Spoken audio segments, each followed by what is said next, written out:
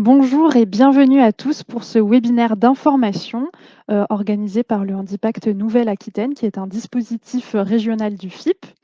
Ce webinaire, il a été spécialement conçu pour les personnes en situation de handicap travaillant, mais aussi ceux qui souhaitent travailler au sein de la fonction publique. L'objectif est de vous informer sur vos droits en matière d'accès et de maintien dans l'emploi, sur les aides qu'il existe et enfin sur les démarches que vous pouvez ou que vous devez mettre en œuvre pour y recourir. Juste avant de commencer, je vous précise quelques règles du jeu pendant ce webinaire pour que tout se passe bien. Comme je vous l'ai dit, ce webinaire, il a une visée informative sur un format court puisqu'on est là pour 1 heure seulement, donc on ne pourra pas rentrer dans un détail des plus minutieux sur tous les sujets. L'idée ici, c'est d'avoir une vue d'ensemble. Du coup, vous comprendrez qu'on ne pourra malheureusement pas traiter les situations individuelles de chacun. Merci donc de ne pas citer dans le chat les noms, des noms de personnes, des noms d'établissements ou voilà, toute information à caractère personnel. On identifiera de toute façon ensemble, au cours de ce webinaire, les interlocuteurs ressources vers qui vous pouvez vous diriger. Ce webinaire également, il a été construit autour des questions que vous nous avez fait remonter lors de votre inscription. Donc, soyez attentifs et à l'écoute tout au long de ce webinaire. Vous trouverez sûrement réponse à votre question au cours de nos interventions. Enfin, si certaines de vos questions restent sans réponse, pas de panique. Mes collègues Clémentine et Tiffaine qui sont sur, le chat aujourd'hui, les recenseront, tout au long de notre intervention pour que nous puissions y répondre en fin de webinaire. Moi, pour ma part, j'éviterai de regarder un maximum le chat pour essayer de rester dans les temps et par contre, ça n'empêche pas le fait qu'effectivement vos questions seront bien prises en compte au fur et à mesure.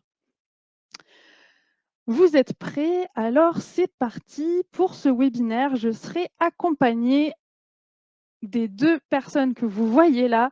Donc tout d'abord, Florence Guéry, que malheureusement vous ne voyez pas parce qu'elle a un petit problème de caméra. On espère que ça va se régler dans les prochaines minutes, qui est directrice territoriale au handicap pour le FIP en Nouvelle-Aquitaine. Alors le FIP, pour ceux qui ne connaissent pas, c'est le Fonds pour l'insertion des personnes handicapées dans la fonction publique.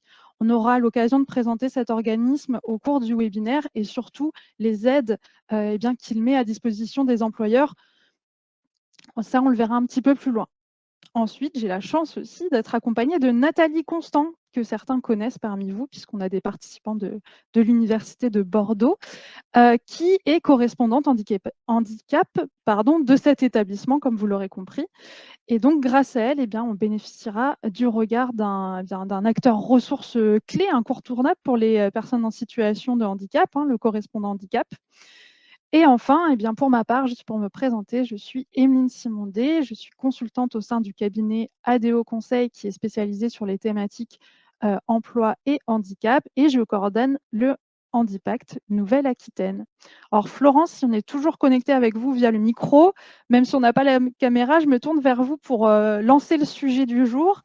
Normalement, le FIP, il s'adresse aux employeurs publics et aujourd'hui, on a décidé de faire un webinaire à destination des personnes en situation de handicap. Alors, pourquoi justement on a souhaité réaliser ce webinaire particulier? Alors, merci Emeline. Bonjour à toutes et à tous. Alors moi, j'ai souhaité qu'on fasse un handicap dédié pour vous parce que on a beaucoup de sollicitations dites individuelles des personnes en situation de handicap qui n'ont pas forcément accès pour des tas de raisons, bonnes ou mauvaises, à un référent handicap dans leur structure, dans la structure qui les emploie. Et qui s'interrogent pas mal sur les démarches qu'elles ont à mener, ou tout simplement qui ne connaissent pas ou pas suffisamment les différentes aides, dispositifs auxquels elles peuvent prétendre. Et ça, pour moi, c'est quand même un peu la priorité, c'est qu'à minima, chacune et chacun puisse avoir une vision d'ensemble des différentes aides ou compensations qu'il est en droit de demander à son employeur, que ça soit dans le cadre de son poste ou en amont pour faciliter le recrutement. Quelques mots encore peut-être. Moi, je me rends compte qu'en fait, il y a encore beaucoup d'idées préconçues sur les aides du FIP, pour qui c'est ouvert et comment. D'abord sur la question des démarches, après sur la question du statut au niveau du handicap, au niveau aussi du statut des personnes qui travaillent au sein de la fonction publique et peut-être aussi de la source des informations. Pour rappeler, c'est toujours l'employeur qui effectue pour votre compte, sauf rares exceptions, ces démarches. Et les financements qui sont mobilisables ne vous sont jamais versés directement.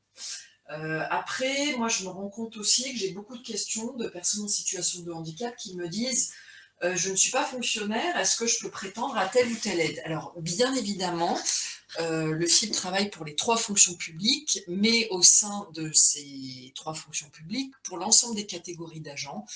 Donc, que vous soyez agent titulaire ou stagiaire de la fonction publique, contractuel en CDI ou en CDD, apprenti, stagiaire, emploi aidé, volontaire du service civique, voire aussi travailleur des aides mis à disposition d'une administration.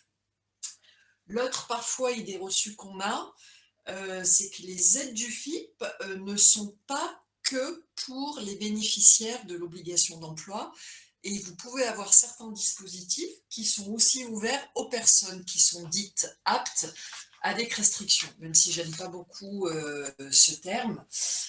Et puis 4 aussi, le dernier point peut-être, c'est qu'en fait je réalise au fur et à mesure des sollicitations que moi je peux même avoir directement, que toutes les personnes en situation de handicap ne connaissent pas bien forcément la source des informations, c'est-à-dire le site du FIP et avec ce site aussi ce qu'on appelle le catalogue des aides qui recense l'ensemble des prestations, dispositifs.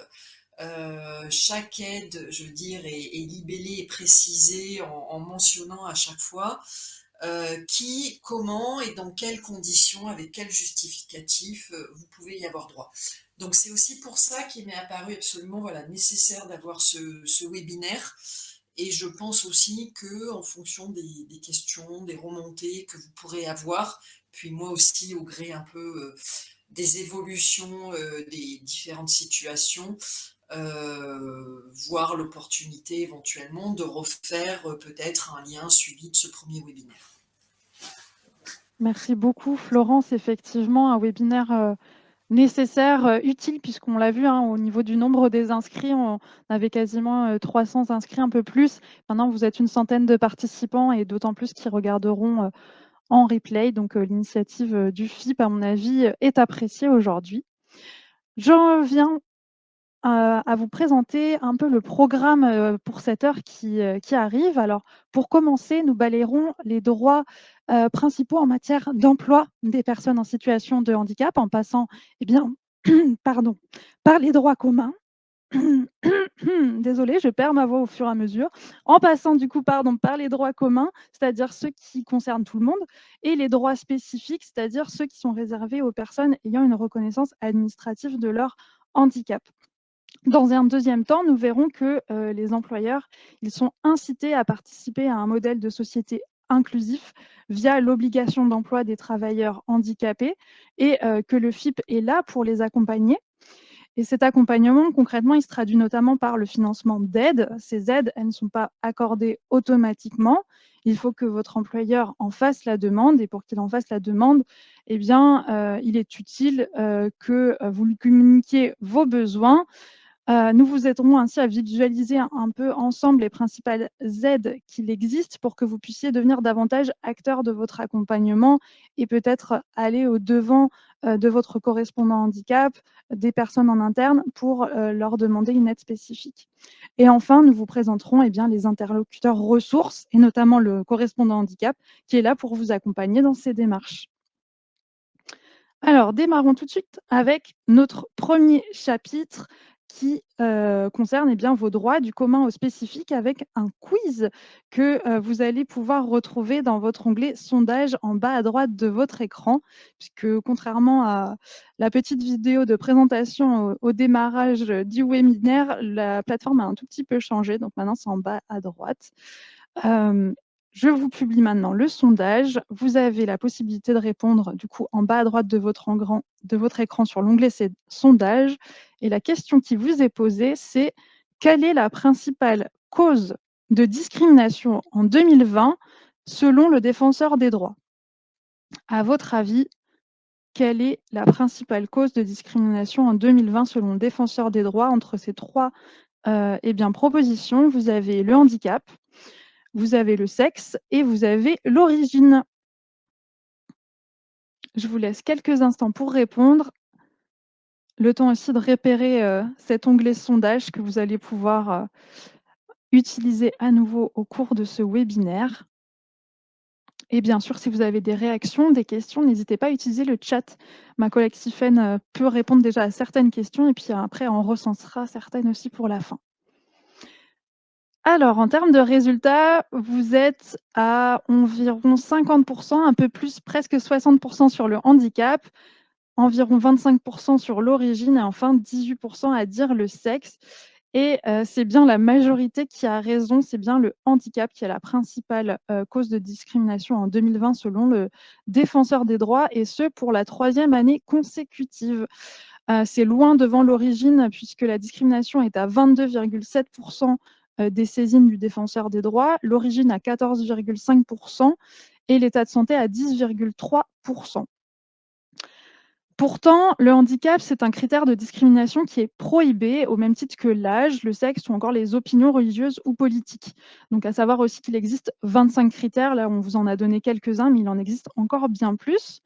Donc l'employeur, il ne peut pas se baser sur ce critère du handicap, pour traiter de manière moins favorable un collaborateur dans tous les aspects de la vie professionnelle, qu'il s'agisse de la rémunération, de la formation, du reclassement, de la promotion, que ce soit du recrutement jusqu'au départ de la structure. Cette, discrimination, elle est interdite et même elle est pénalement répréhensible, qu'elle soit directe ou indirecte, intentionnelle ou non. Juste une petite précision sur ce concept de discrimination directe et discrimination indirecte. La définition nous dit que constitue une discrimination directe la situation dans laquelle, sur le fondement de son handicap, une personne est traitée de manière moins favorable qu'une autre ne l'est, ne l'a été ou ne l'aura été dans une situation comparable. Donc, par exemple, on le voit un peu dans la BD qu'il y a sur, la gauche d'illustration, un recruteur qui refuse une personne en entretien en raison de son handicap, eh bien, c'est d'une discrimination directe. On dit que la discrimination, elle est indirecte lorsqu'une disposition, un critère, une pratique ou apparemment neutre est susceptible d'entraîner un effet défavorable pour une personne ou un groupe de personnes en raison d'un critère prohibé par la loi. Donc, par exemple, pour donner une illustration, un employeur qui exige dans sa procédure d'embauche une lettre, manuscrite, par exemple, afin d'effectuer une étude graphologique, eh bien, dans ce cas, toutes les personnes qui ont des difficultés pour écrire, elles se retrouvent, discriminées et donc il appartient à l'entreprise d'aménager sa procédure de recrutement afin de garantir l'égalité des chances. Là, on est sur une discrimination indirecte, c'est ce qu'on retrouve aussi un peu dans la BD où la personne doit monter des marches pour pouvoir un peu réaliser son entretien et on est là dans une discrimination indirecte. À noter également que la discrimination, elle est interdite, qu'elle soit négative, mais aussi qu'elle soit positive. Donc un employeur, il ne peut pas, par exemple, réserver des postes aux personnes handicapées. Je continue avec ce principe de non-discrimination en vous citant simplement l'article de la loi qui, est concerné et Tiffaine vous le met également, dans le chat. Aucune distinction directe ou indirecte ne peut être faite entre les fonctionnaires en raison de leur état de santé ou de leur handicap. Continuons avec cette idée de non-discrimination avec cette question que je vous pose. Vous voyez à l'écran 2 images qui sont collées, une sur la gauche, une sur la droite. Je vous pose la question et je vous invite à y répondre sur le chat. À votre avis, quelle est l'image qui représente le mieux l'égalité? Est-ce que ça serait plutôt l'image de gauche ou est-ce que ça serait plutôt l'image de droite qui représenterait, selon vous, le mieux l'égalité? Alors, je vois Daphné qui nous dit: «Je parlerai plutôt d'équité». Alors peut-être pour quelle image justement? Emma nous dit: «La droite, la droite, la droite». Je vois beaucoup de personnes qui nous disent la droite. En effet, je crois que vous êtes assez unanime sur le sujet. Je vois personne qui me dit à gauche. Eh bien, je vous donne un petit peu la réponse. En soi, les 2 fonctionnent, mais voilà, pour lutter efficacement contre les discriminations, dont on vient de voir qu'elles sont prohibées, interdites, il est non seulement nécessaire de traiter de manière identique les personnes placées dans une situation comparable, mais aussi de traiter différemment les personnes placées dans une situation différente, dans un but d'égalité réelle.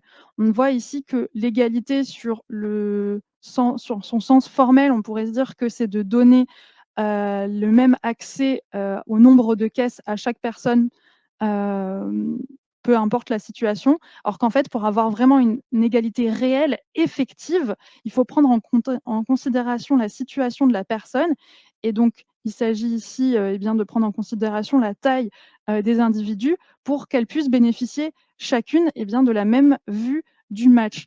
Cette conception de l'égalité dite réelle par opposition à l'égalité formelle, elle suppose de prendre en compte les différences de situation. Donc pour traiter, il faut traiter une personne handicapée de manière identique, enfin pardon, sans si on ne tient pas compte des besoins spécifiques, de la personne, qu'on ne tient pas compte de la situation, comme on le voit dans la première image, on aboutirait de facto à un traitement moins favorable. Donc, de par ce constat est apparue l'obligation d'aménagement raisonnable qui ne constitue pas une exception au principe d'égalité, mais vise au contraire à en garantir l'effectivité. L'obligation d'aménagement raisonnable, vous l'aurez compris, elle ne vise pas à favoriser la personne handicapée par rapport à une autre du fait de son handicap, mais bien à compenser l'inégalité induite par le handicap dans une situation concrète en mettant en œuvre eh bien, les aménagements nécessaires pour lui permettre d'être en égalité avec les autres. Ainsi, l'employeur qui ne respecte pas son obligation d'aménagement raisonnable, il viole le principe de l'égalité de traitement, ce qui est constitutif d'une discrimination fondée sur le handicap. Et ça, vous l'avez également dans un autre texte que je vous mets là, mais que je ne vous le dirai pas au complet. Tiffaine vous le mettra également les références sur le chat. Mais cette obligation effectivement d'aménagement raisonnable, cette obligation d'égalité de traitement, vous la retrouvez eh bien, dans ce texte de loi qui vous est cité et qui vous met notamment en lumière le fait qu'il faut prendre en compte il faut mettre en œuvre les mesures appropriées tout en étant limité dans le fait que ces mesures, si elles sont disproportionnées pour l'employeur, eh bien, il n'a pas obligation de les mettre en œuvre. Alors, pour comprendre un petit peu plus tout ça, cette notion de mesure appropriée et de charge disproportionnée, je vous propose un nouveau quiz que vous allez retrouver dans votre onglet sondage à droite de votre écran. Je vous soumets tout de suite la question. Selon vous, qui est le plus en situation de handicap entre ces 3 individus, ces 3 scénarios, on va dire? On aurait une personne qui serait un homme de 51 ans qui ferait 1,70 m pour 130 kilogrammes. Deuxième situation, une femme de 35 ans qui serait enceinte de 8 mois. Et enfin, troisième possibilité, un homme de 40 ans aveugle. Alors, selon vous, qui est le plus en situation de handicap entre ces 3 personnes? Pour cela, je vous invite à vous rendre dans l'onglet sondage et si vous avez des réactions, eh bien, vous pouvez aussi vous rendre dans l'onglet chat.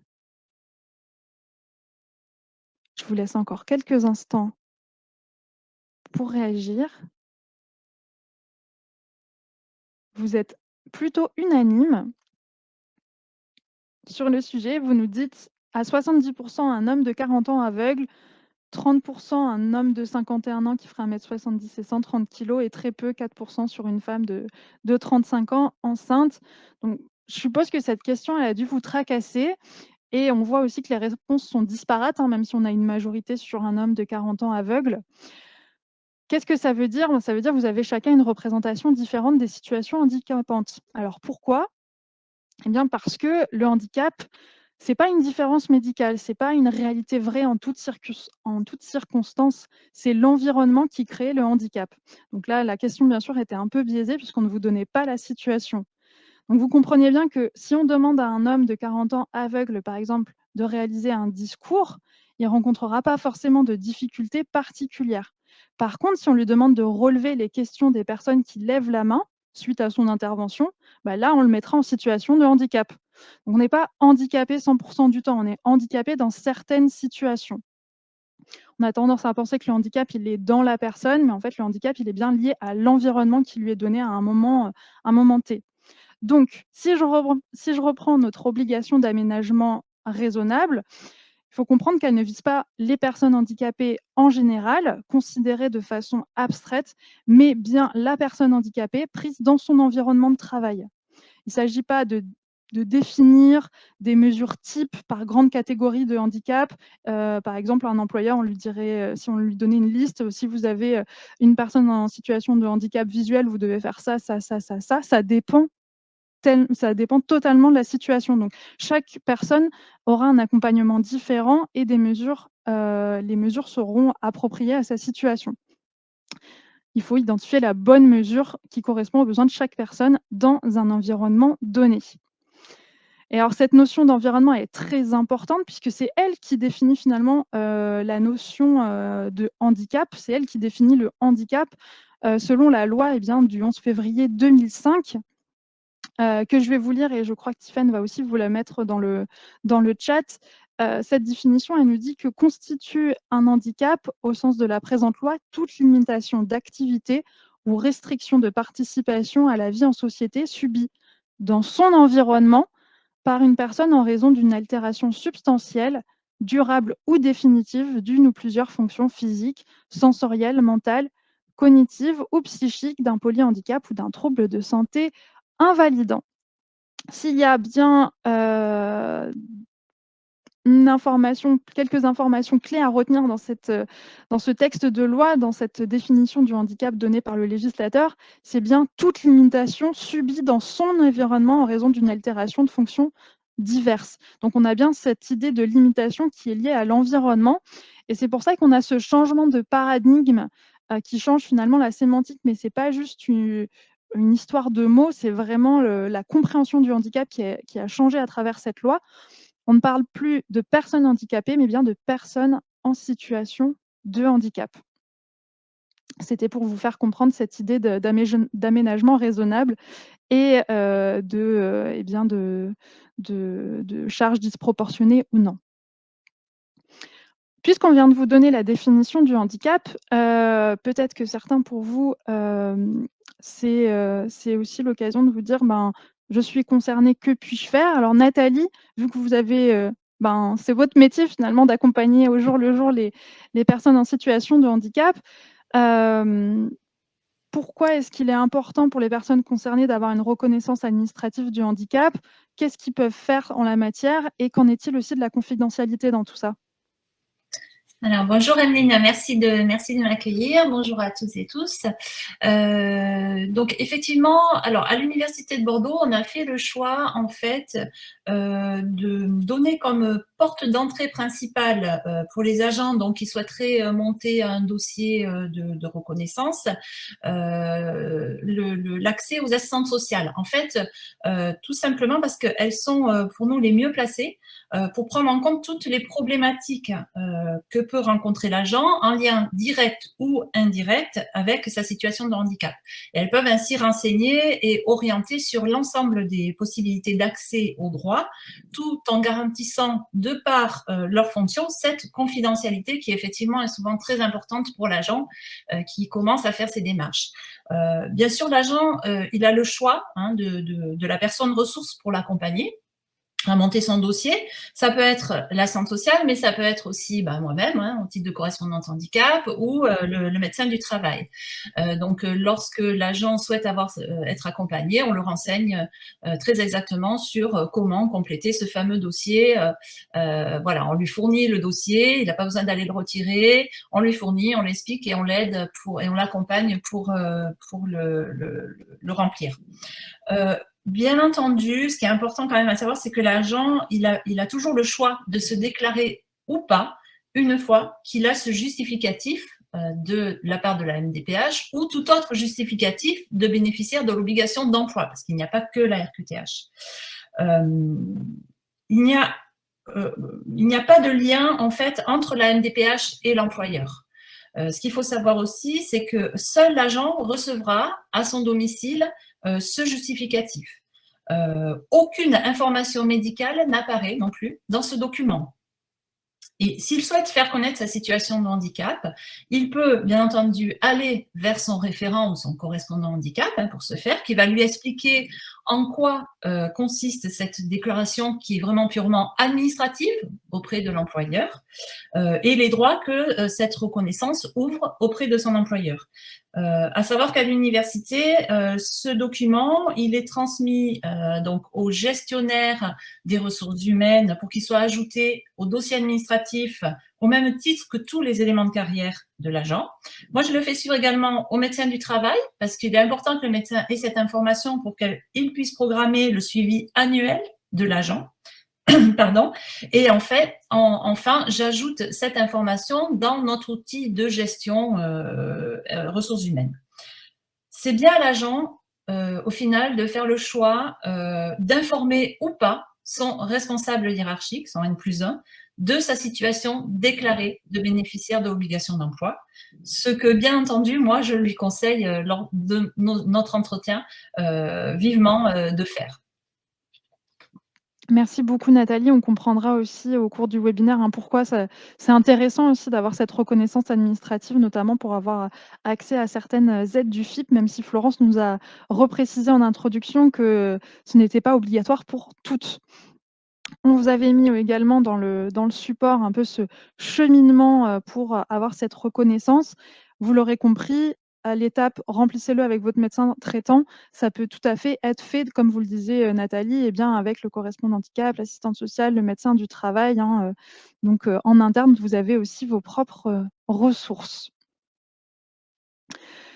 Alors, comme pour le principe de non-discrimination, l'employeur il a l'obligation également d'adapter le poste de travail du salarié afin de lui permettre d'exercer son emploi sans risque pour sa santé et bien de reclasser les salariés devenus inaptes que ceux-ci ils justifient ou non d'une reconnaissance au titre du handicap. Il s'agit du droit à la sécurité et du droit au reclassement. Ils font partie des droits communs des travailleurs, qu'ils travaillent dans le public ou dans le privé. Ça fait vraiment partie du code du travail. Je vous lis ici l'article sur l'obligation de sécurité qui appartient au code du travail. Justement, l'employeur prend les mesures nécessaires pour assurer la sécurité et protéger la santé physique et mentale des travailleurs. Cette obligation de sécurité, c'est une obligation de résultat, c'est-à-dire que l'employeur, il doit démontrer qu'il a pris toutes les mesures nécessaires pour prévenir les risques.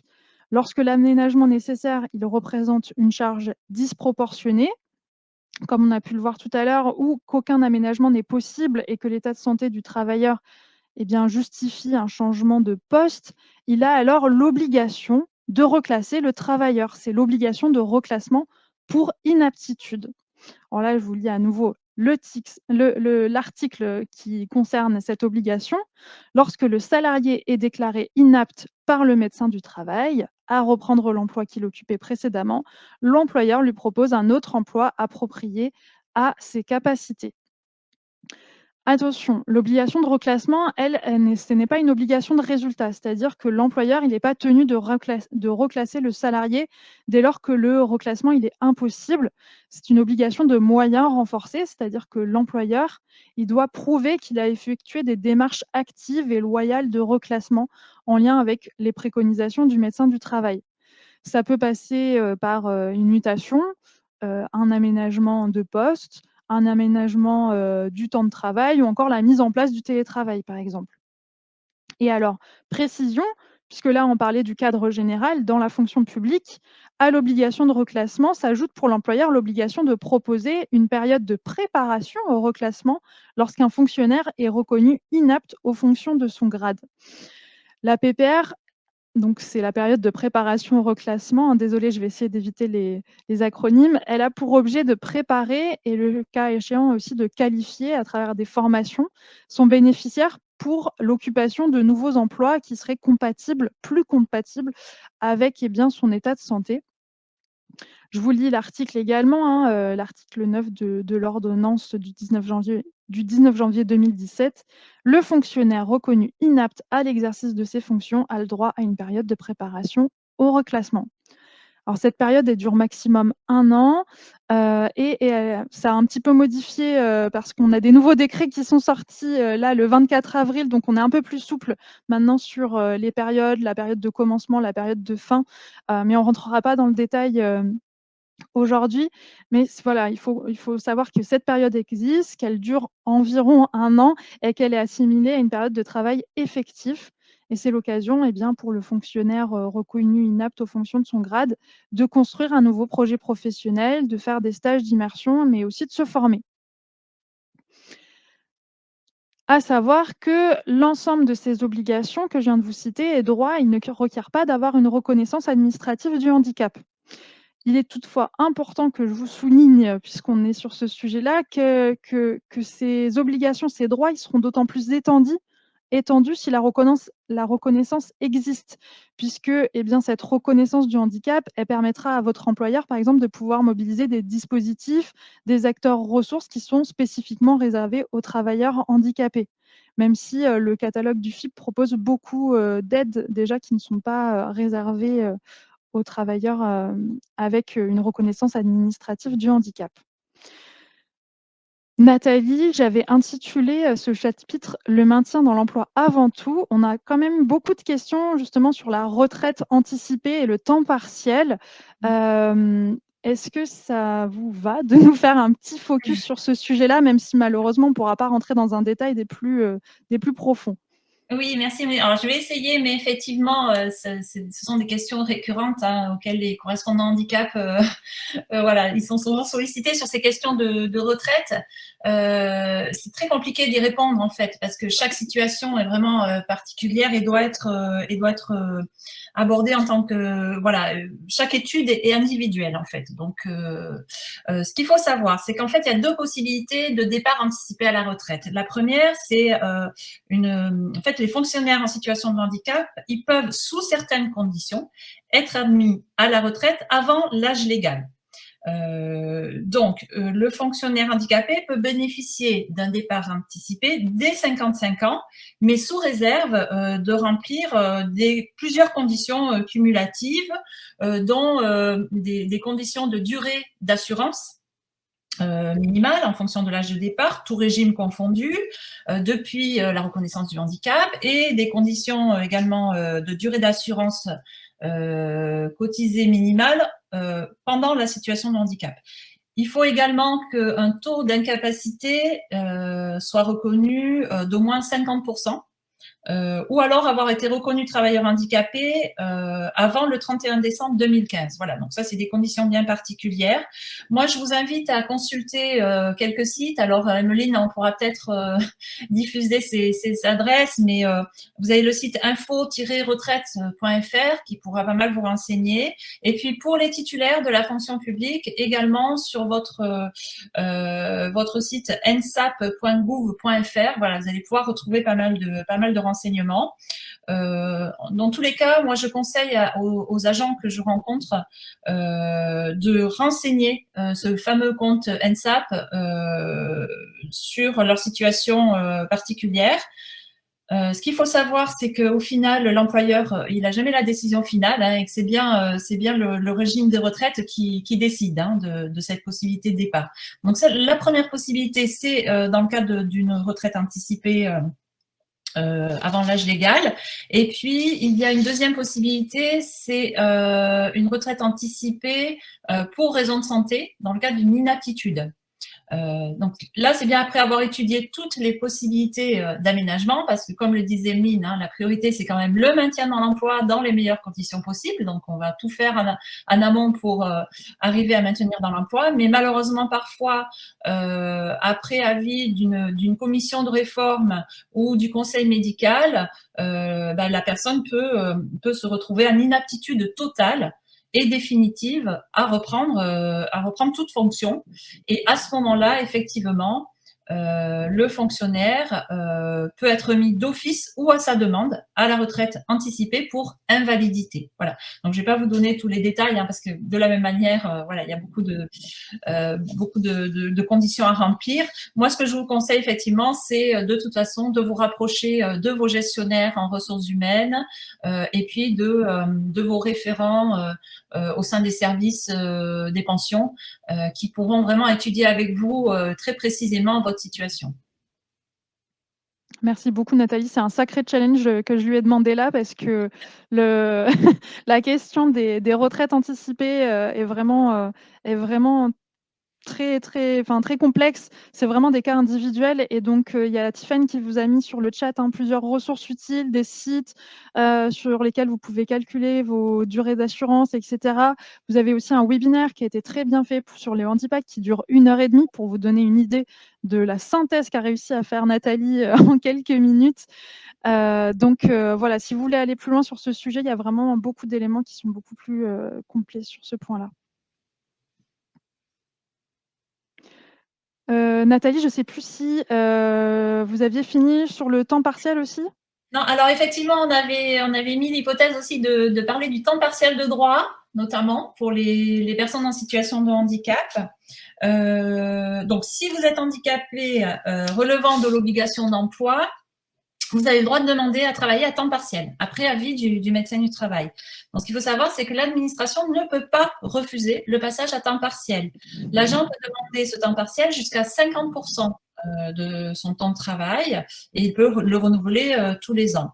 Ce qui est important quand même à savoir, c'est que le traitement de l'agent est calculé au prorata du temps travaillé, bien entendu.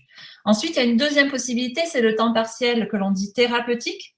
Donc, ce temps partiel pour raison thérapeutique, il est notamment utilisé dans le cadre du maintien ou du retour à l'emploi. Il doit être reconnu comme pouvant favoriser l'amélioration de votre état de santé. Donc, il ne peut pas être inférieur au mi-temps, ce temps partiel thérapeutique. Alors, attention, parce que les droits ne sont pas tout à fait identiques, il me semble, selon la situation de l'agent, s'il est fonctionnaire ou contractuel. L'autorisation de travail à temps partiel pour raison thérapeutique est accordée et renouvelée par période de 1 à 3 mois dans la limite d'1 an. Il peut être exercé de manière continue ou discontinue pour une durée maximale d'1 an. Voilà. Et ce qui est important là, par contre, c'est que effectivement, vous continuez à percevoir votre traitement indiciaire en totalité. Et une petite information qui me semble aussi importante à donner, Mine, c'est que pendant cette période de temps partiel pour motif thérapeutique, l'agent peut demander l'autorisation de suivre une formation dont le déroulement serait incompatible avec le temps partiel, en fait. Et dans ce cas, il doit simplement justifier d'un certificat médical pour que cette formation soit compatible, prouvant que la formation est compatible avec l'état de santé. Voilà. Super, merci beaucoup Nathalie. En plus, comme ça permettait d'attendre. On a perdu Florence pendant quelques instants. Donc, espérons qu'elle arrive à se reconnecter. Je vais peut-être commencer du coup, et si ma collègue Tiffany peut essayer éventuellement de voir pour reconnecter Florence dans les minutes qui suivent, eh bien, ça sera un plus, puisque je vous propose ce dernier point sur les droits et les droits et les démarches des personnes en situation de handicap. Pardon, je reprends. Nous venons de parler du maintien dans l'emploi avec notamment Nathalie qui nous a fait des super résumés sur la retraite anticipée et le temps partiel. On va parler maintenant du recrutement parce que peut-être que certains d'entre vous souhaitent rejoindre la fonction publique. Je ne sais pas si on a aujourd'hui que des agents, des contractuels ou des fonctionnaires et on a peut-être aussi des personnes qui sont intéressées pour rejoindre cette grande famille. Or, sachez que selon le principe de non-discrimination et de compensation raisonnable, tous les métiers de la fonction publique, sans exception, sont accessibles aux personnes en situation de handicap. Alors, pour que ces principes y soient mis en œuvre, la fonction publique elle prévoit de nombreuses mesures pour faciliter le recrutement de personnes en situation de handicap. Et ce sont celles que nous vous avons affichées à l'écran. Tout d'abord, vous avez le recrutement par concours. C'est-à-dire que pour les personnes en situation de handicap, des aménagements des épreuves sont possibles, comme par exemple l'installation dans une salle spéciale, un temps de composition majoré, un recours à un matériel spécifique ou une assistance humaine.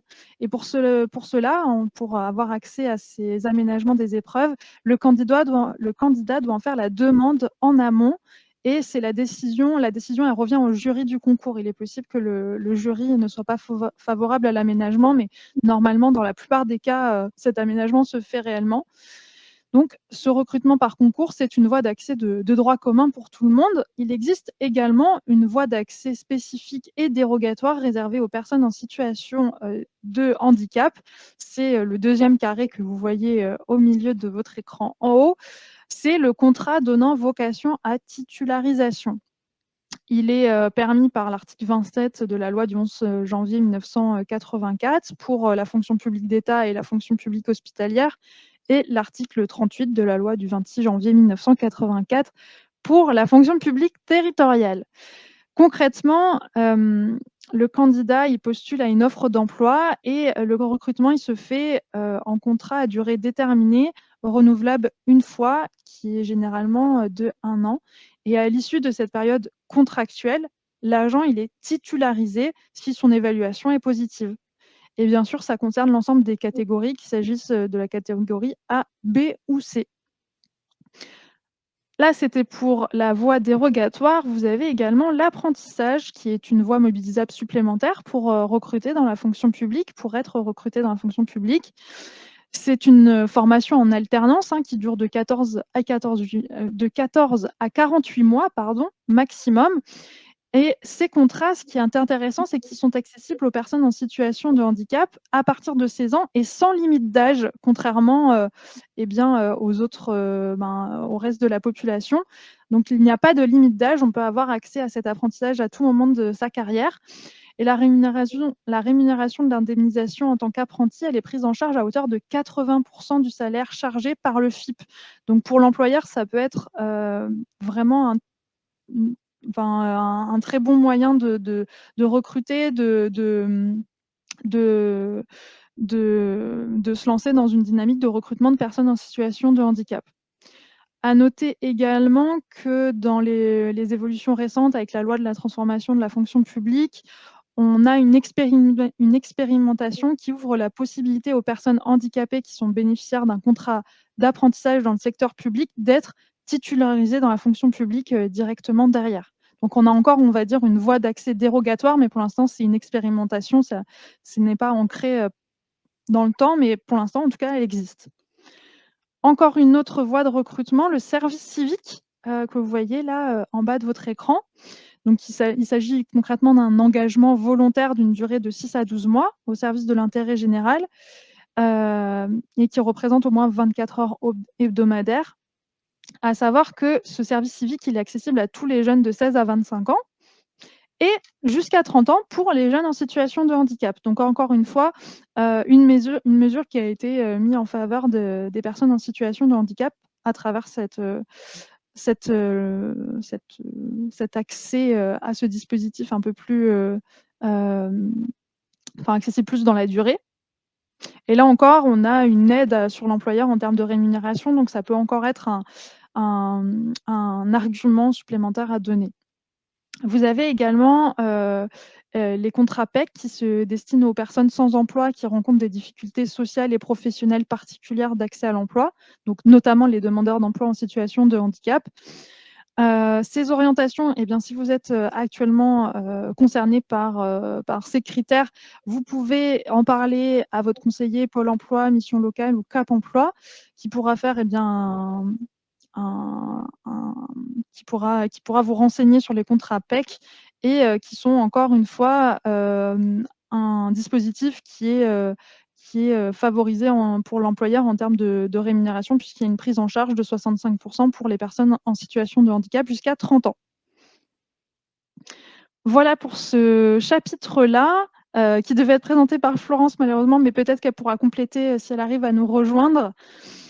Je passe juste sur la synthèse pour qu'on puisse passer effectivement à la partie sur le FIP. Dans les principaux points à retenir sur ce premier point sur les droits du commun au spécifique, eh bien, premier point qu'on a vu ensemble, c'est que les discriminations liées au handicap, eh bien, elles sont interdites, qu'elles soient directes ou indirectes, négatives ou positives. Pour garantir l'égalité de traitement, on a vu également que l'employeur il a une obligation d'aménagement raisonnable.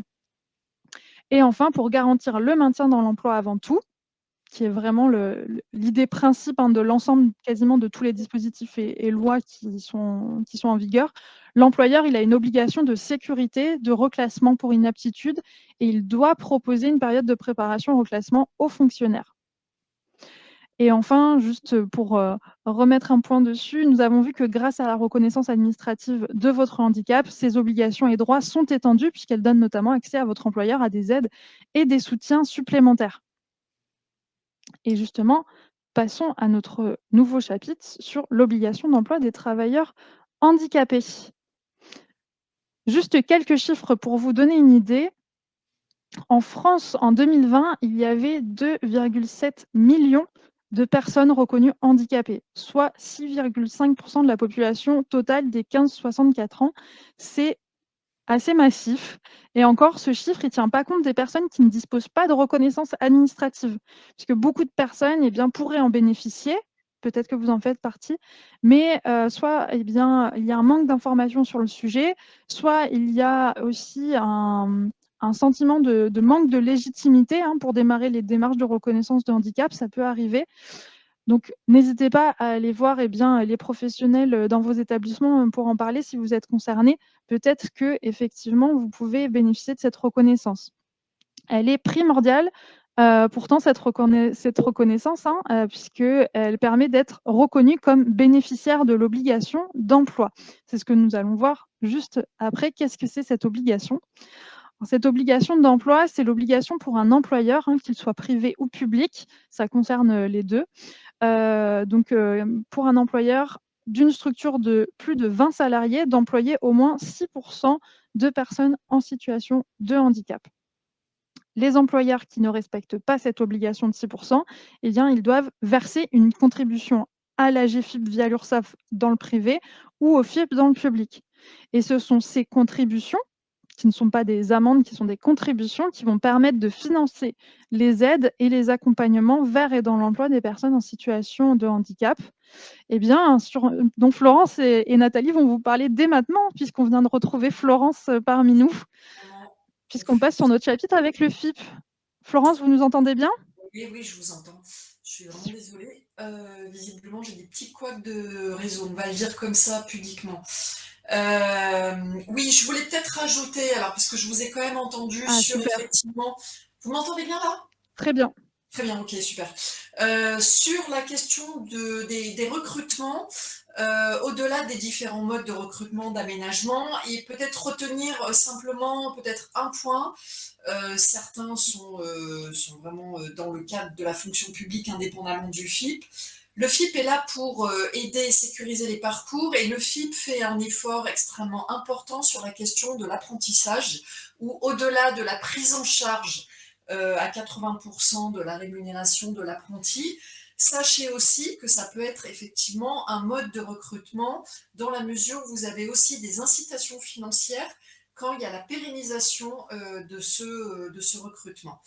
Peut-être aussi ce que je voulais rajouter, ça va toujours mieux en le disant, l'intervention du FIP, elle est forcément en complémentarité des dispositifs de droit commun, elle ne se substitue jamais à eux.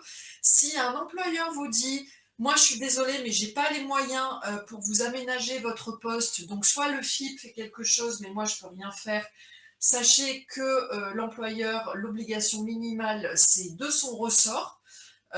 Et troisièmement, on a toujours les aides du FIP, elles ne sont jamais de droit. Bien évidemment, quand il n'y a pas de financement, il y a entre guillemets le refus d'une prise en charge, elle est toujours justifiée. Peut-être aussi ce que je voulais rappeler, alors sur le site du FIP, je pense que vous avez à jour la liste des employeurs avec lesquels nous sommes conventionnés, c'est-à-dire que nous intervenons auprès de l'employeur via 2 dispositifs, via la plateforme, soit via les conventions, et à ce titre d'ailleurs, nous travaillons notamment main dans la main avec Nathalie Constant avec une convention de partenariat. Ces conventions de partenariat, ça concerne une quarantaine de gros employeurs dans la région Nouvelle-Aquitaine. Donc l'une des premières questions que vous pouvez vous poser quand vous voulez prétendre à certaines aides, c'est déjà de regarder si votre employeur est sous convention, et s'il est sous convention, parce que c'est une condition sine qua non, nous, pour les partenariats, vous avez forcément un référent handicap qui est dédié, que vous pouvez aller voir. Bien évidemment, les autres employeurs ont aussi parfois, mais c'est rarement à temps plein, ces référents handicap, mais c'est des vraies aides d'accompagnement et d'assistance. Je vous laisse peut-être reprendre la main, Emeline, pour me dire, est-ce que vous voulez que je parle des principales aides ou ça vient à Nathalie? Eh bien, non, mais je vous propose de vous compléter toutes les 2, c'est-à-dire, Florence de présenter les Ok. principales aides et puis peut-être après Nathalie de donner quelques exemples, de terrain? Ok, alors peut-être effectivement, alors là on a par exemple, vous avez mis un peu la myriade d'aides que propose le FIP via son catalogue qui est sur le site internet. Par exemple, les aides techniques, qu'est-ce que c'est? C'est tout ce qui est par exemple appareillage auditif, prothèse auditive, fauteuil roulant ou orthèse et prothèse externe. C'est sachez que c'est en termes de demandes, ça fait partie des principales demandes que nous avons. Vous avez aussi, c'est important à savoir, des aides au déplacement, domicile, travail, notamment quand vous n'avez pas de possibilité de transport en commun. Vous pouvez avoir aussi des aides d'aménagement de véhicules. Vous avez des aides qui sont pour le parcours vers l'emploi.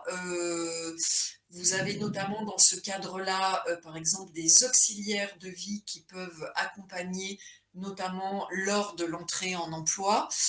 Les aides à l'aménagement du poste de travail avec ou sans études, hein, et c'est notamment ce type de dispositif qui est également ouvert aux personnes aptes avec restriction. Les aides à l'apprentissage, je l'ai déjà évoqué. Et puis, vous avez aussi tout ce qui est aide à la formation, qui est un gros morceau aussi des demandes. Nous allons voir dans le cadre là de l'évolution réglementaire, avec notamment les fameux décrets sur la PPR qui viennent enfin d'arriver, comment on va pouvoir peut-être mieux aménager, puisqu'on le sait, contrairement au secteur privé, la question de comment les personnes en situation de handicap, comment les personnes qui sont en arrêt maladie peuvent prétendre à des dispositifs de prise en charge pour la formation, c'est un vrai sujet. Et juste pour peut-être terminer, vous avez aussi tout un volant d'aides qui sont, j'allais dire, préfinancées ou cofinancées directement par le FIP, qui sont notamment les prestations d'appui spécifiques, les EPAST, le dispositif emploi accompagné. Voilà ce que je pouvais peut-être dire, et je vais laisser Nathalie compléter, notamment avec la mise en œuvre concrètement, qu'est-ce que ça veut dire pour un employeur. Oui, merci Florence. Donc effectivement, hein, je vais peut-être pas reprendre toutes les aides hein, qui ont été citées, mais c'est vrai que par exemple à l'université, dans le cadre de notre convention, et en plus de la convention, on prend en charge la totalité du reste à charge hein, des prothèses auditives. Donc ça, c'est important pour les agents de le savoir. Le reste à charge d'un fauteuil roulant, vous en avez parlé. L'ensemble des transferts domicile-travail, donc pour tous ces agents qui ont des difficultés à se déplacer pour un temps donné ou à très long terme. Hein, c'est pas l'aménagement de poste, il n'est pas fixé dans le temps, hein, il évolue aussi. Bien entendu, ce qu'il faut savoir, c'est que tous les aménagements de poste hein, qui sont préconisés par les médecins du travail sont et doivent être mis en œuvre. Donc, dans ces aménagements de poste, on retrouve tous ces équipements techniques que sont les fauteuils ergonomiques, par exemple, des logiciels aussi, par exemple, de transcription vocale, le bureau électrique, la souris ergonomique, un écran plus grand, un ordinateur portable plus léger, une valise à roulettes, par exemple, pour transporter l'ordinateur, c'est tout bête, mais ça fait partie des aménagements. Un fauteuil de repos pour pouvoir aller s'allonger à la pause si besoin. L'installation de microphones, par exemple, dans des salles qui sont directement connectées à des prothèses auditives, etc. Enfin, la liste est très longue, il y a beaucoup de possibilités. Ce qu'il faut savoir aussi, c'est que tous ces équipements, ils peuvent être également fournis en télétravail. L'employeur, il aménage les 2 postes de travail. Il aménage le poste sur site et il aménage le poste au domicile de l'agent lorsque c'est nécessaire. Dans les aménagements, on peut retrouver aussi des travaux. On peut, par exemple, poser des panneaux acoustiques dans un bureau ou dans une salle de cours. On peut aussi modifier de l'éclairage si celui-ci n'est pas adapté à la situation de l'agent.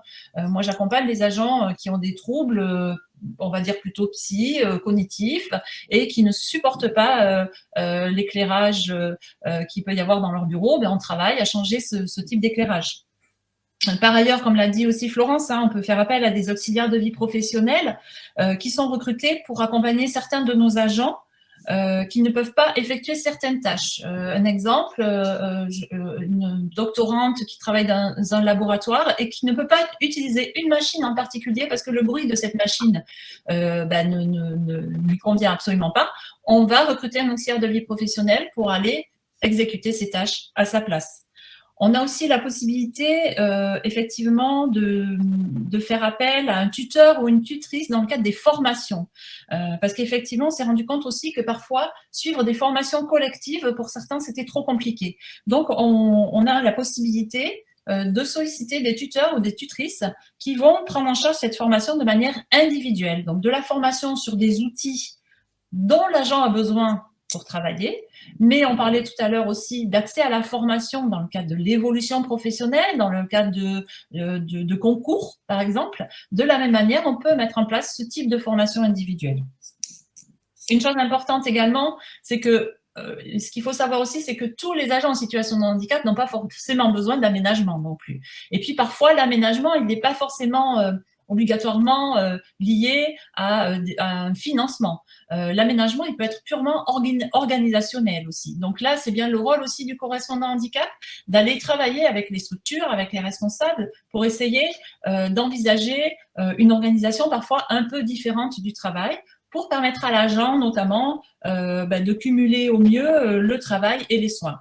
Le télétravail est considéré comme un aménagement de poste et permet parfois de répondre à ce besoin. Donc ça aussi, le télétravail, c'est un réel aménagement et parfois un réel soulagement pour certains de nos agents.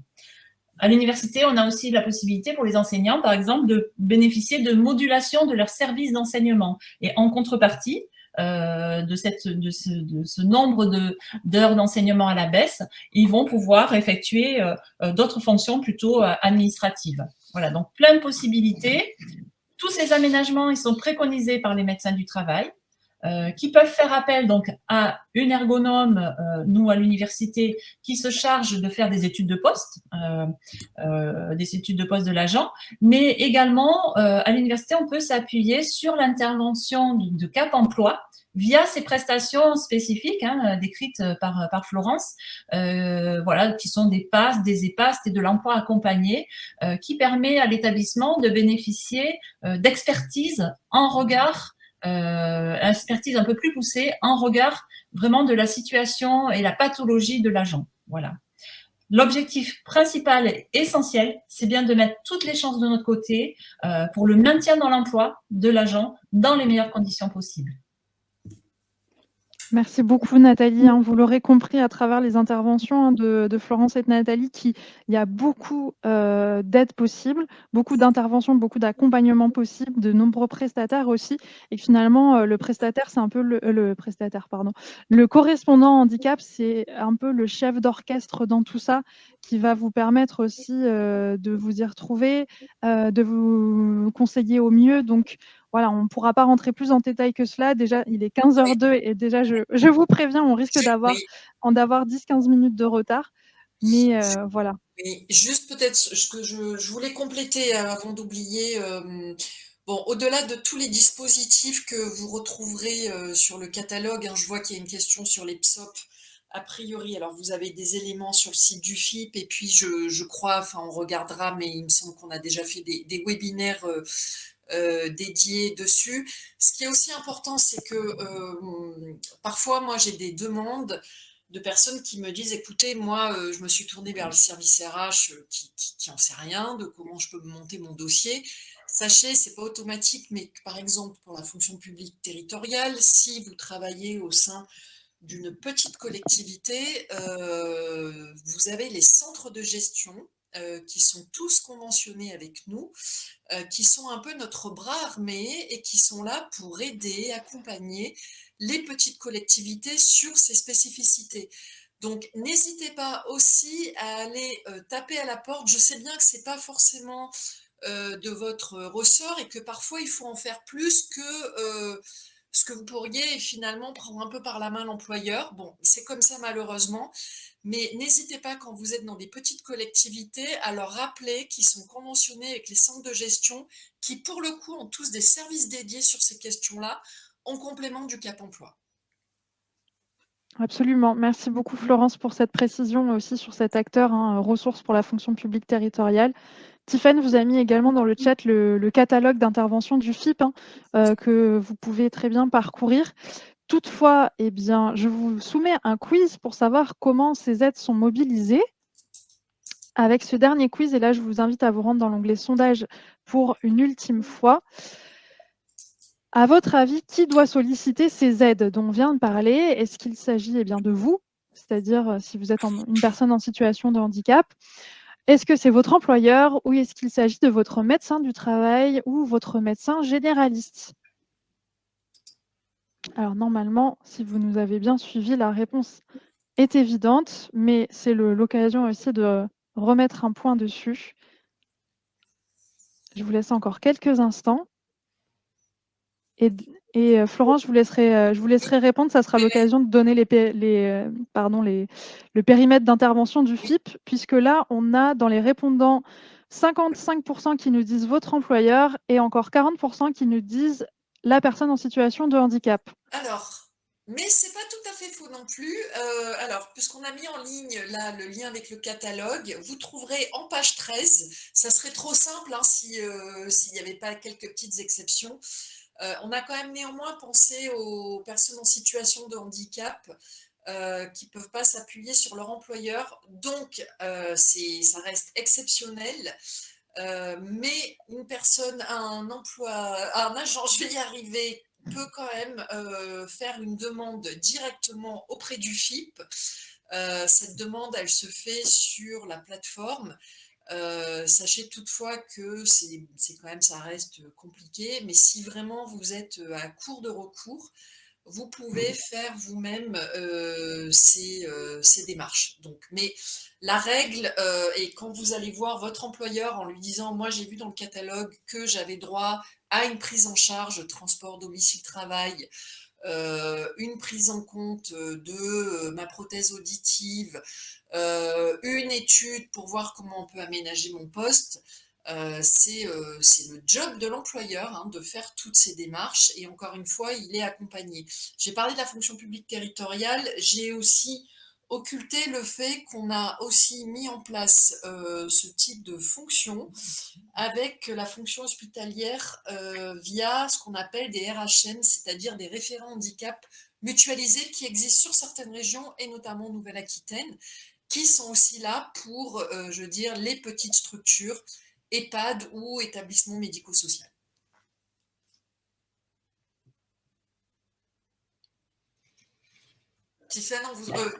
Emeline, on ne vous entend pas, vous avez coupé votre Oui, micro.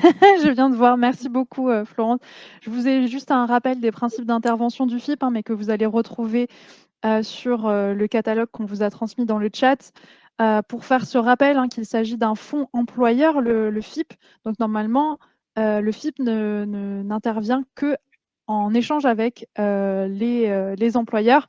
Donc normalement, vous ne pouvez pas les solliciter en direct, sauf cas exceptionnel, comme vous l'a dit Florence. On reprécise aussi quelques principes, c'est que déjà les aides, elles ne sont pas données automatiquement, elles sont étudiées. Il y a également un droit de refus du FIP. Elles viennent en complémentarité du droit commun, c'est-à-dire qu'on regarde d'abord si effectivement, par exemple, l'assurance maladie a pu intervenir, etc. Et ensuite, on vient compléter cela. On vient en principe de compensation, c'est-à-dire que ce ne sont pas des aides enfin, les aides sont vraiment là pour intervenir, comme on l'a dit tout à l'heure, dans un environnement donné, dans une situation donnée. Je passe aux interlocuteurs parce que je vois le temps filer, juste pour eh bien, vous faire un rappel effectivement des interlocuteurs clés sur lesquels vous allez pouvoir eh bien, vous reposer, notamment pour aller plus loin, puisque je vois qu'il y a beaucoup de questions. Malheureusement, on ne pourra pas répondre à toutes. Donc, je vous donne, Nathalie va vous donner quelques éléments clés justement sur les eh bien, interlocuteurs en interne et en externe que vous pouvez solliciter. Oui, tout à fait. Donc effectivement, bon, on va pas en reparler. Là, on en a suffisamment parlé. Je parle, mais le correspondant handicap ou le référent handicap de votre structure, c'est vraiment l'interlocuteur principal. Mais moi, j'aimerais insister aussi sur le fait de ne pas hésiter à solliciter les assistantes sociales, par exemple, l'assistante sociale. Notamment, j'ai vu apparaître quelques questions dans le chat sur les droits en complément d'un temps partiel, par exemple, ou les droits liés à un départ à la retraite anticipée, etc. Les assistantes sociales, elles sont vraiment là pour vous accompagner, pour justement, et vous informer sur tous ces droits-là. Donc, n'hésitez pas à aller les consulter parce qu'elles pourront vraiment vous aider et vous faire connaître vos droits. Et elles peuvent intervenir aussi auprès de l'employeur, auprès de la gestion RH, auprès du gestionnaire des pensions, voilà, si besoin. Elles interviennent aussi auprès des médecins du travail lorsque cela est nécessaire. Donc, bien sûr, le service de santé au travail avec les médecins du travail, hein, puisque, comme vous le savez, par exemple, quand on demande une RQTH, on peut joindre à cette demande un document que peut fournir le médecin du travail qui atteste du besoin d'accompagnement, du besoin d'aménagement de poste. Vos gestionnaires RH peuvent également vous renseigner. Effectivement, également l'ensemble des représentants hein, de votre structure, hein, représentants élus. Voilà. Et puis en cas de difficulté, vous pouvez avoir accès à une cellule de veille et d'harcèlement. On en a une à l'université. On a aussi une médiatrice interne qui est là pour essayer parfois de pallier à d'éventuelles difficultés de l'agent dans sa structure. Voilà. Donc, ce que je voulais vous dire, c'est que effectivement, le correspondant handicap, c'est bien l'interlocuteur principal des agents en situation de handicap, mais il est important quand même que l'agent puisse choisir l'interlocuteur qui corresponde le mieux à ses attentes. Voilà, il n'y a pas une seule porte d'entrée, il y en a plusieurs et vous pouvez aller prendre des renseignements auprès de toutes ces personnes ressources. Bientôt à l'université, on va en ajouter d'autres, des personnes ressources, puisqu'on va mettre en place un réseau bénévole d'ambassadrices et d'ambassadeurs handicap auprès de nos personnels, qui pourront aussi donner de l'information sur les droits, mais aussi renvoyer vers les professionnels, les agents qui souhaitent avoir des informations. Voilà. Et puis, comme vous le savez, donc c'est une obligation hein, réglementaire. Hein, tout agent a le droit, doit pouvoir consulter un référent handicap.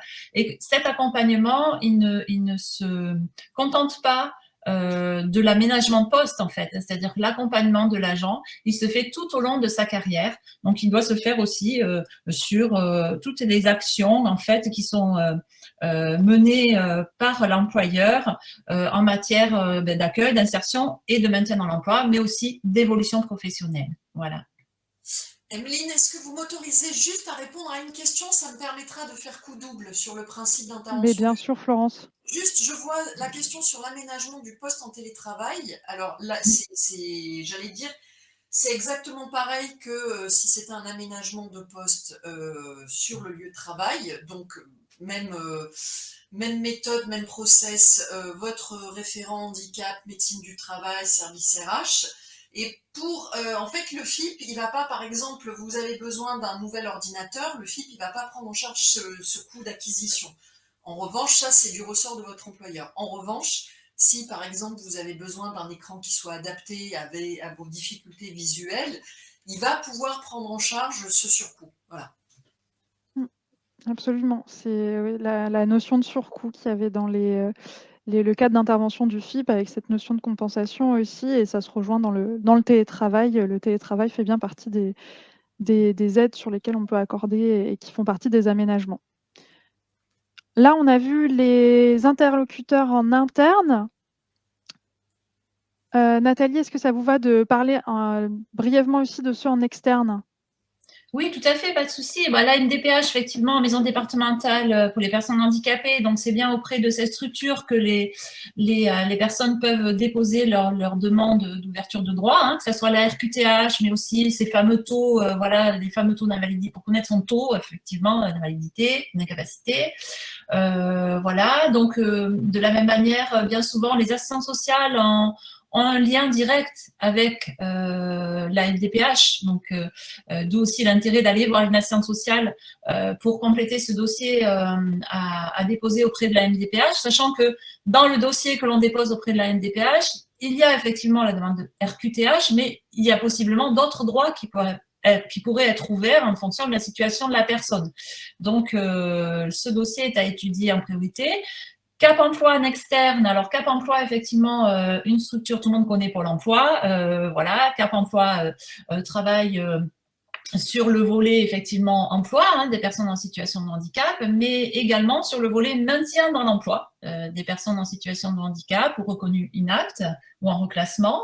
Donc, à l'université, on peut faire appel à Cap emploi, effectivement, dans le cadre de ces fameuses prestations spécifiques, comme je vous l'ai expliqué tout à l'heure, lorsque un agent a une situation de handicap, on va dire un peu moins connue par notre ergonome ou par nos médecins du travail, on peut aller solliciter des experts de la pathologie qui vont venir faire des études de poste, qui vont venir nous accompagner l'agent et accompagner l'employeur pour trouver les meilleures solutions d'adaptation, de compensation possibles. Cap emploi peut également être sollicité directement par l'agent, par la personne par l'agent en situation de handicap ou pas. Voilà, ça c'est important de le savoir. C'est-à-dire que j'ai vu tout à l'heure dans le chat effectivement des échanges sur oui, mais moi en fait j'ai des difficultés à peut-être aujourd'hui à passer le pas pour aller me déclarer.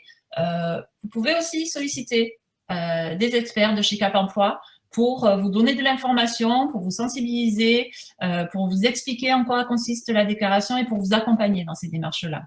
Et puis ensuite, le défenseur des droits, le défenseur des droits, il est là pour répondre à d'éventuelles situations voilà, qui pourraient être vécues comme du harcèlement, ça peut arriver aussi, ou un manque justement de compensation ou d'adaptation.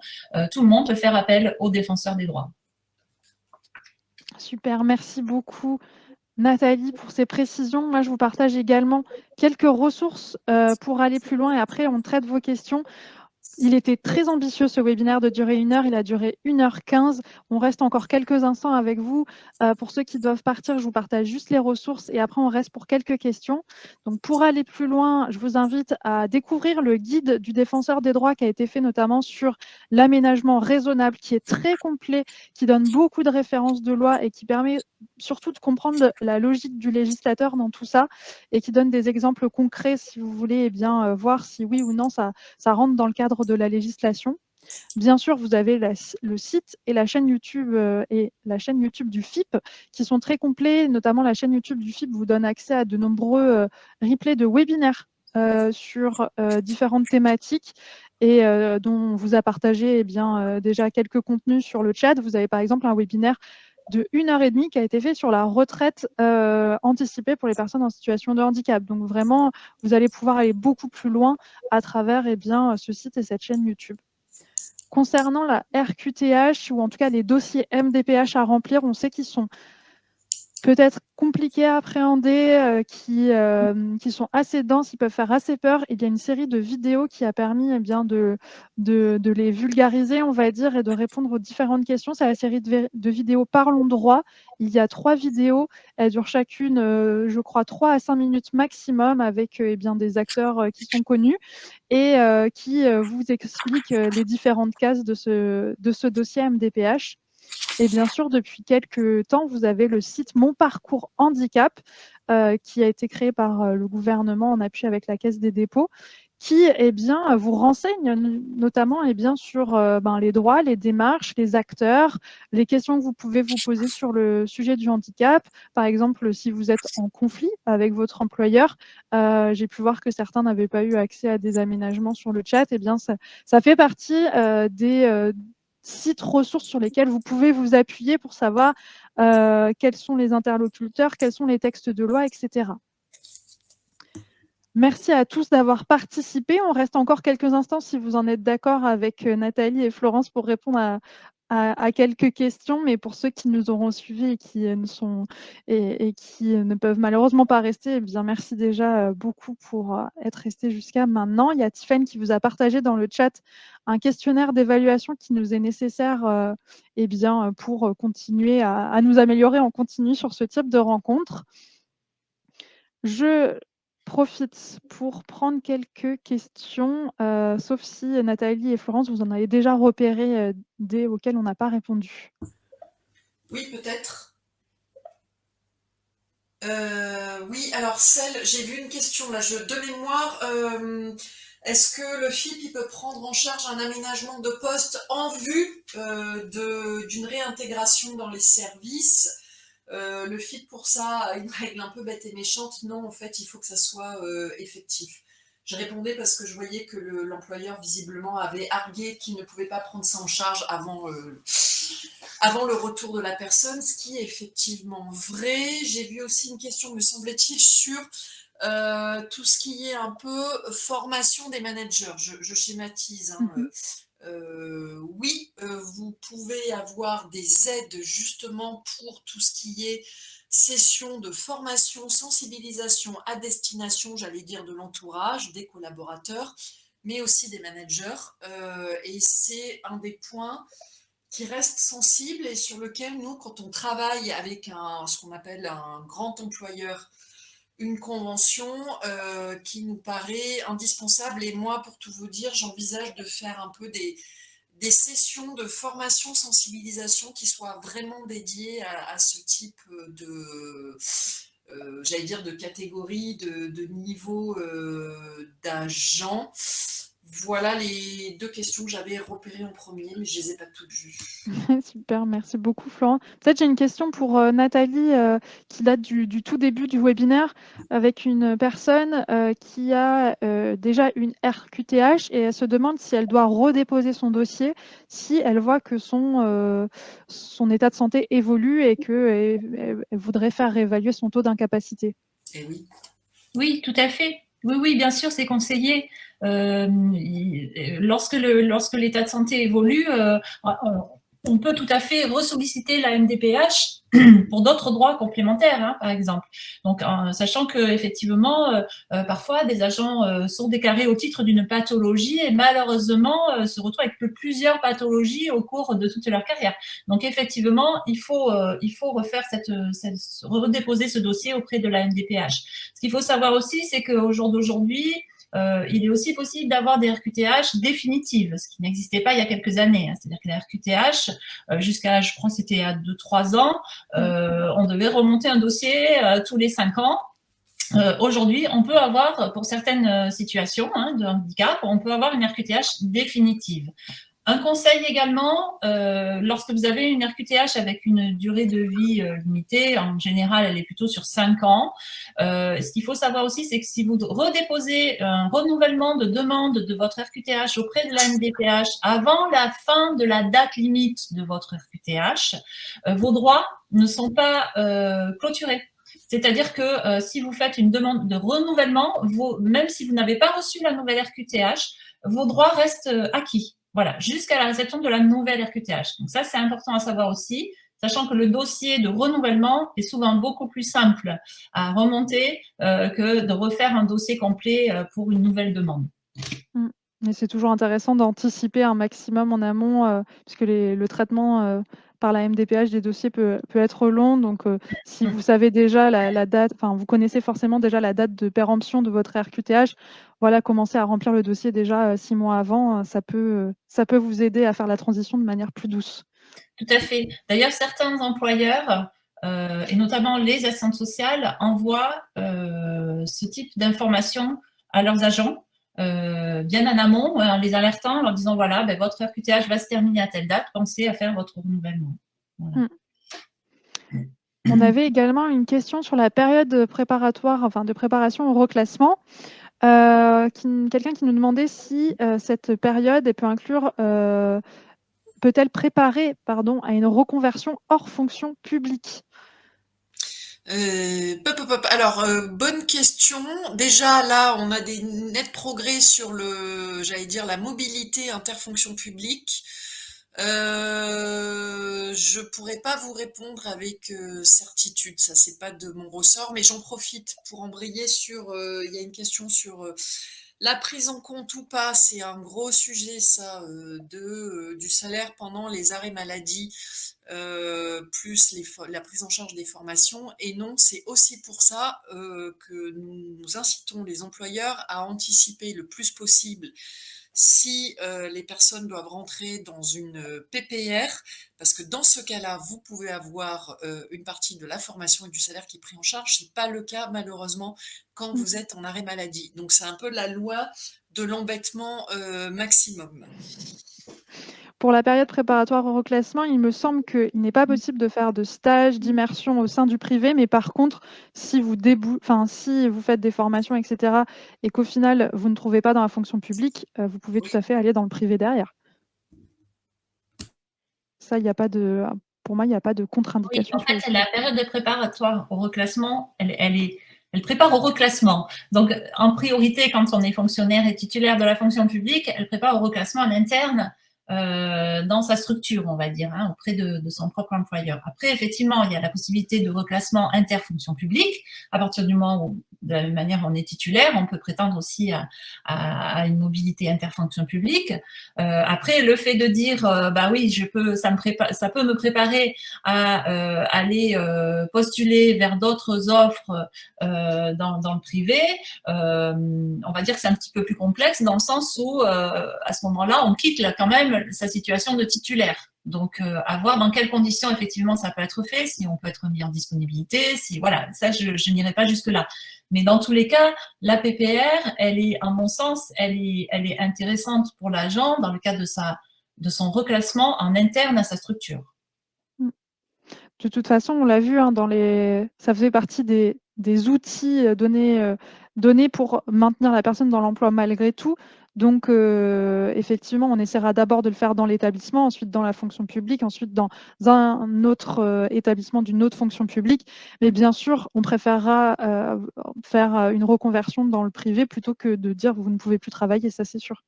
Oui, tout à fait.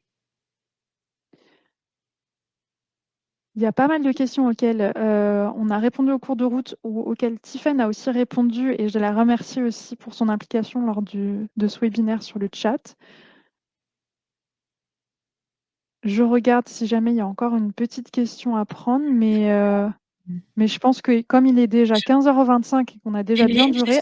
Oui, une petite question. Je vois, concernant les restrictions, je vois à l'emploi, par exemple, pas de station debout prolongée, sont-elles transmises à l'employeur par la MDPH? Non, la MDPH ne transmet jamais aucune information au sujet des dossiers dont elle a la charge. Il n'y a aucun lien entre la MDPH et l'employeur, c'est ce que je disais au départ. Tout ça, c'est voilà. Donc le seul lien qu'il peut y avoir, c'est le médecin du travail qui va compléter le dossier de demande RQTH avec un document spécifique qui affiche en fait les besoins en matière d'aménagement de poste. Donc, comme vous le dites là, par exemple, pas de station debout prolongée, c'est un élément que le médecin du travail pourra afficher dans un document que vous pourrez joindre à votre dossier de demande de RQTH auprès de la MDPH. Mais on est sur des... En fait, le dossier que vous déposez auprès de la MDPH, c'est un dossier très personnel, très confidentiel, parce qu'il comprend des données médicales. Et les seuls habilités à avoir ces données médicales, ce sont bien les médecins généralistes, le médecin du travail, lorsque vous demandez une RQTH, et ensuite les experts de la MDPH. Mais l'employeur lui-même n'a pas à connaître ces données-là. Aucune donnée médicale n'apparaît dans votre dossier. C'était effectivement utile de repréciser bien cette information. Si vous en êtes d'accord, il est 15h27. On vous a donné de nombreuses ressources pour aller plus loin et notamment les contacts aussi en interne ou en externe aussi pour vous renseigner. Donc, n'hésitez pas à taper à la porte de ces contacts, de creuser aussi les questions qui vous intéressent. Malheureusement, voilà, on a déjà duré une demi-heure de plus et je ne voudrais pas vous mobiliser tout cet après-midi. Merci déjà beaucoup pour votre présence, pour votre engagement, votre participation et puis votre bonne humeur dans le chat que j'ai pu découvrir au fur et à mesure. Merci beaucoup aussi à Florence et à Nathalie pour vos interventions. J'espère que ce webinaire vous a été utile. Encore une fois, si vous pouvez simplement juste répondre au court questionnaire d'évaluation qui nous permet de continuer à nous améliorer en continu, ça serait avec grand plaisir et je vous en remercie déjà beaucoup par avance. Et sinon, je vous souhaite un très bon après-midi. Sachez que ce webinaire sera disponible en replay. Et je vous souhaite à bientôt. Au revoir à toutes et à tous. Au revoir, merci beaucoup.